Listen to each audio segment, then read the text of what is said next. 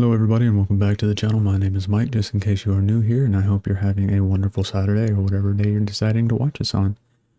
Wanted to let y'all know that I went and did blood work and talked to my oncologist yesterday. And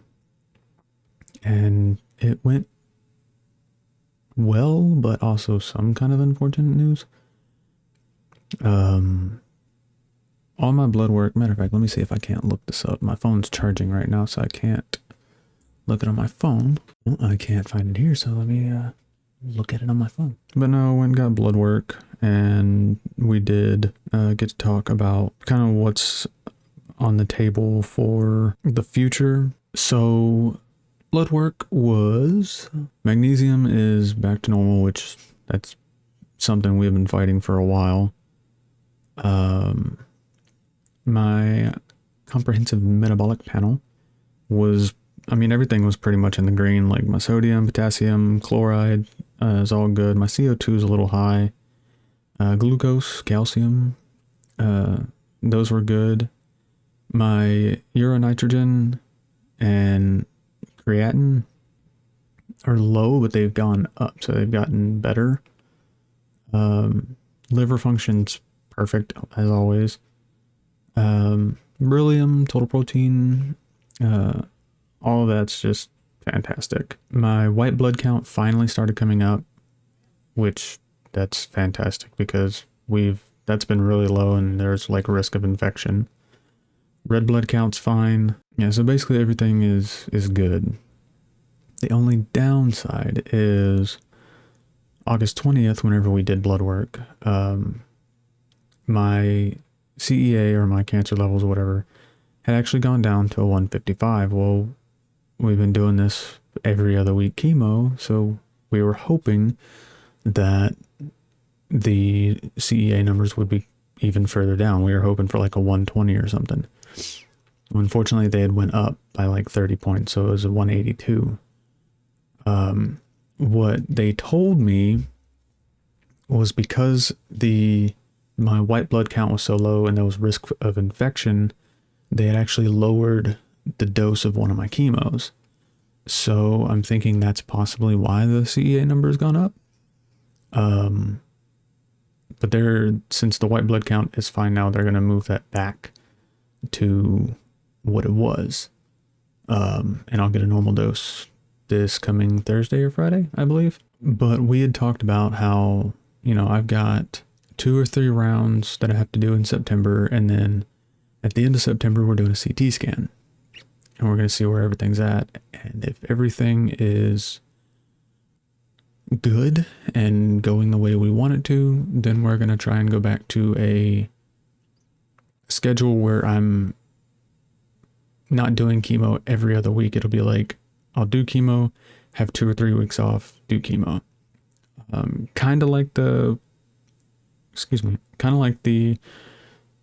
once a month schedule, but not as far between chemo. So we're going to go ahead and test that, see how everything goes.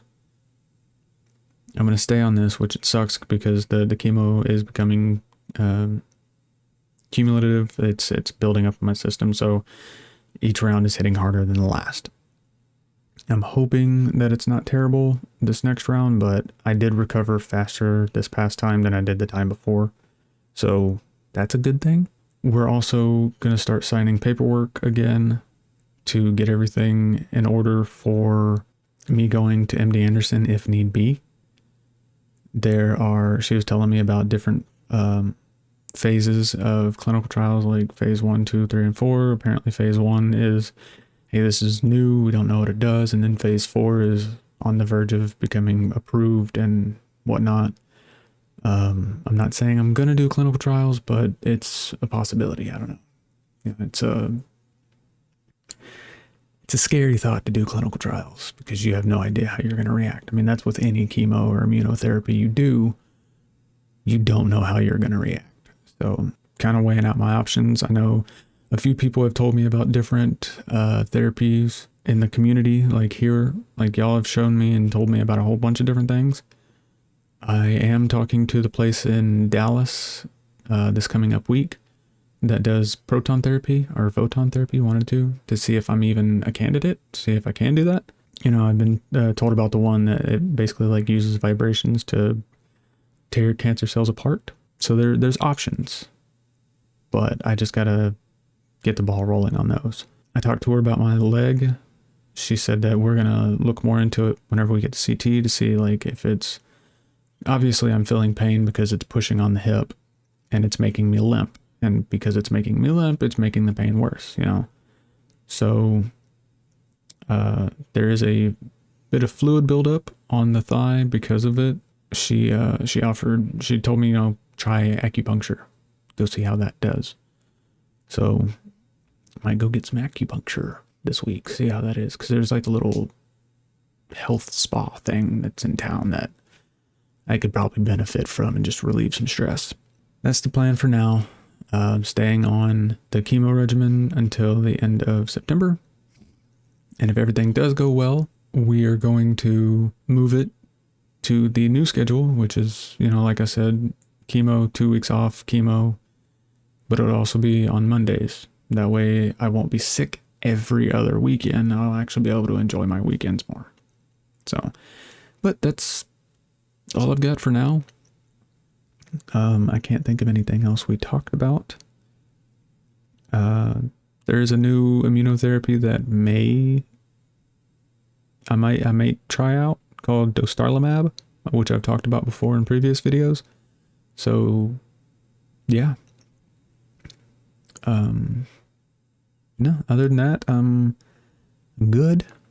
I'm about to get picked up and go with a friend to go get some wings and hang out with some friends tonight and just enjoy myself. So hopefully y'all are doing something fun or relaxing this weekend too. Hopefully you have a good weekend, and you know, I'll see y'all on Monday.